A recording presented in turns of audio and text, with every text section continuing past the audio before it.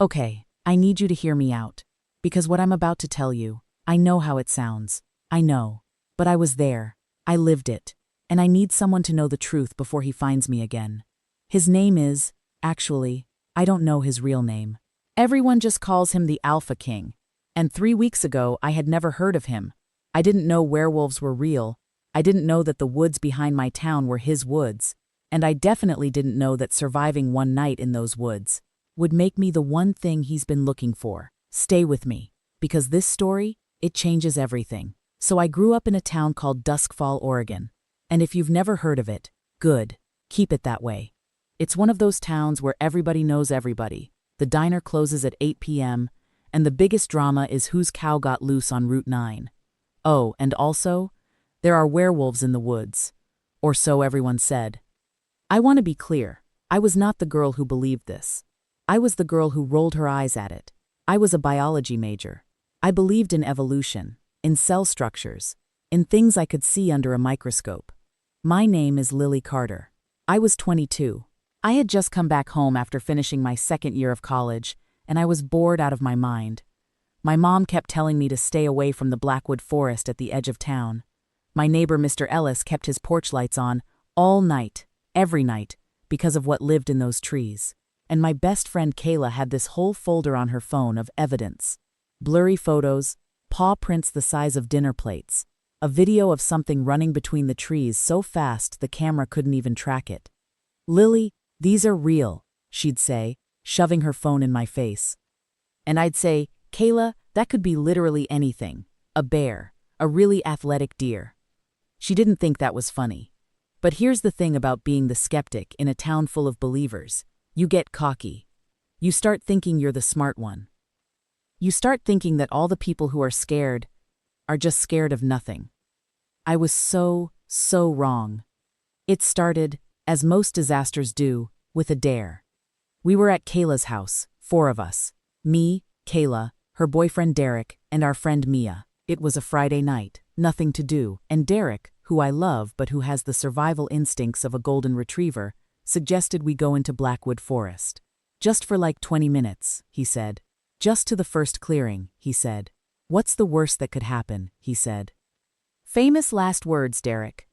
Now, I want to pause here and explain something about Blackwood Forest, because this matters. The locals, the older ones especially, had these rules about it. Unwritten rules.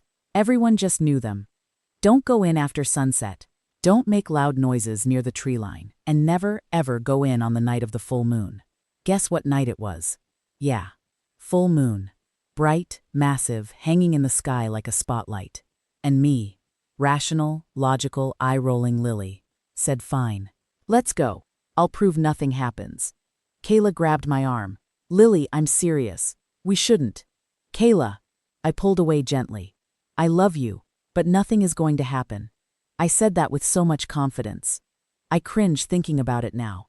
The forest was wrong the second we walked in. I don't know how else to say it. Scientifically, I can't explain it. But the moment we crossed that tree line, something changed. The temperature dropped. Not like, oh, it's chilly, but like someone turned off a heater in a cold room. Immediate, sharp. The sounds stopped. And I mean all of them. No crickets, no wind, no owls, just silence. The kind of silence that isn't peaceful. It's the kind that means everything around you is holding its breath. Derek was cracking jokes, but his voice was too loud. It didn't fit. Mia had her phone out recording, but she kept fumbling with it, dropping it. Kayla was walking so close to me our arms were touching. And me? I was watching the trees. Because every few seconds, I kept catching something in my peripheral vision. A shape, a shift, like something was moving just beyond where my flashlight reached, keeping pace with us, staying just out of sight. I told myself it was shadows. Okay, Derek said after about 10 minutes. I think that's good. We came, we saw, nothing happened. Can we? And then we all heard it. Low, deep, resonating in our chests more than our ears. A growl. Not like a dog, not like a bear. Something that had never been in any nature documentary I'd ever watched.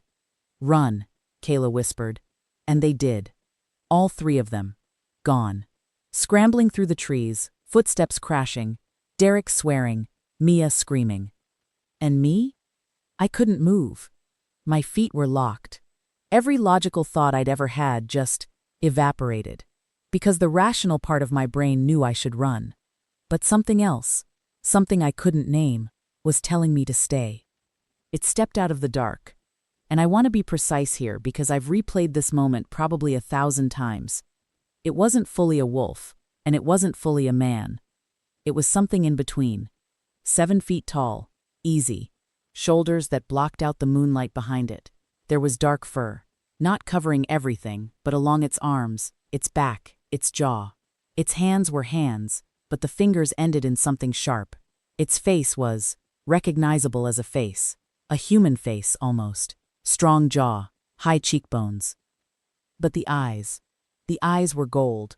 Not yellow, gold, like actual sunlight trapped behind glass.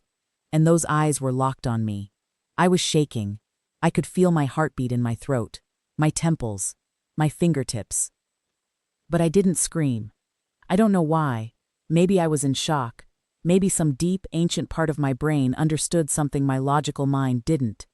It took 1 step toward me. I took 1 step back. It stopped. We just looked at each other, for what felt like forever. And then, I know this sounds insane, it tilted its head, like it was curious about me. And I heard myself say, in this tiny, shaking voice, "What are you?" The gold eyes blinked. And then, slowly, the shape changed. The fur receded, the height compressed, the edges smoothed, until there was just a man standing in front of me. A man. Tall, dark-haired, jaw like it was carved from stone, wearing nothing but dark pants, and looking at me like I was the most confusing thing he had ever seen in his very long life. "You didn't run," he said. His voice was low, textured, like it came from somewhere deep. My feet didn't work," I admitted. Something flickered in those gold eyes. Almost, like amusement. "Everyone runs," he said. "Well, I'm not everyone." The longest pause. And then, barely, "No, you're not." He walked me out of the forest. He didn't touch me, didn't speak much, just walked beside me until the tree line ended and I could see the lights of town ahead.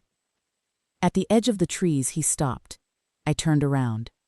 "Will I see you again?" I asked. I don't know where that came from. I don't know why I asked it. I should have been running to my car, calling Kayla, maybe calling a therapist. Instead, I asked if I'd see him again. He looked at me for a long moment. "You shouldn't want to." "That's not what I asked." Another one of those long, measuring pauses. "Get home, Lily." And he was gone, back into the dark, like he'd never been there. I found Kayla sitting in her car at the forest entrance, white as a sheet, on the phone with Derek, who had twisted his ankle running out. Mia was already home. They'd been looking for me for 40 minutes. I'd been in that forest for 40 minutes alone with whatever he was, and it had felt like 10. "Oh my God, Lily, what happened? Are you okay? Did you see it?" And I said, "I think I need to sleep." I didn't tell them. I don't know why. It felt like something I needed to keep, just for a moment.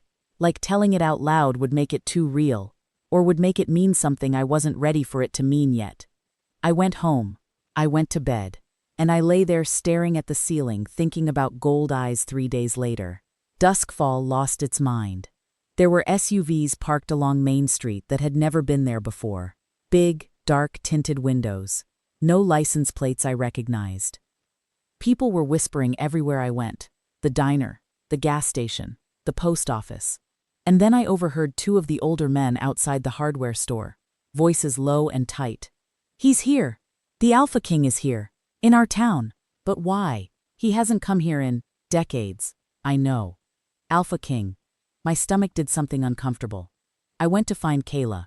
She had her phone out. She always had her phone out. And she pulled up what she knew. Which, because this was Kayla, was a lot. The Alpha King was the highest-ranking werewolf in the entire region. Not just a pack leader, above all the packs. What he said was law. Where he went, people paid attention. He was ancient, powerful, and famously reclusive. He didn't visit human towns. He didn't come to places like Duskfall. Something pulled him here, Kayla said, very seriously, looking at me over her phone screen. Don't, I said. Lily, don't say it. I'm just saying, you were in those woods on the full moon, and now the Alpha King shows up 3 days later. That is a coincidence. Werewolf mythology actually has a thing called a Kayla. Stop. She stopped, but the look on her face said she wasn't done. And then my phone buzzed. Unknown number. One text. Town Square. Noon. Come alone. My hands went cold. Because somehow, I already knew who it was. He looked different in daylight. Still tall, still devastatingly, and I use that word carefully, devastatingly good-looking. But without the forest, without the dark, he looked like a person. A tired person. He was sitting on the edge of the stone fountain in the town square, alone, like he'd sent everyone else away. When I walked up, he looked at me like he'd been waiting. You came, he said. You texted, I said. How do you even have my number? I have resources. That's a little creepy. The corner of his mouth moved, not quite a smile, something restrained. Lily. How do you know my name? I've known your name for a long time. The air felt thin. Okay, I said carefully. You need to explain that sentence. He looked at me, and for a moment, those gold eyes looked exhausted, like someone who had been carrying something heavy for years and years and years. I have been alpha of this region for a very long time. I've run these forests, protected them, protected the people in towns like this one, whether they knew it or not. He paused. In all that time, there have been exactly 4 humans who walked into Blackwood on a full moon and didn't run when they saw me. 4? 4. In over 200 years. I did the math on over 200 years and chose not to address it yet. What happened to them? A beat. 3 of them were my ancestors' mates. They ended up fine. And the 4th? Something shifted in his face. The 4th was me. The first time I ever shifted. I was 17. I ran into the forest, terrified of what I was becoming, and there was a girl sitting at the base of a tree, reading, who looked up at me and said, "What are you?" I felt ice move through me, because I recognized those words. That's what I said, I whispered. That's exactly what I said to you. He looked at me steadily. I know. But that was, you said you were 17 when, 240 years ago, he said quietly. She didn't stay, she was too afraid. I never forgot her, and I never met anyone like her again. Until me. Until you. The fountain was running somewhere behind me. A car drove past on the street. The world was doing completely normal things. And I was standing here learning that a 200-year-old werewolf king had been unknowingly looking for me, or someone like me, for longer than my entire family line had existed. What does this mean? I asked, and my voice came out smaller than I wanted. He stood up, slowly, and he looked at me with those gold eyes, and there it was again, that exhaustion, that weight, but underneath it, something that looked an awful lot like hope. It means, he said, that I think you were always supposed to end up in those woods. And I think you know it too. I'm a biology major, I said weakly. I believe in things I can prove. Then let me prove it. How? He reached out, slowly, giving me every chance to step back, and his hand covered mine. The warmth was immediate, impossible, like holding your hands near a fire in winter.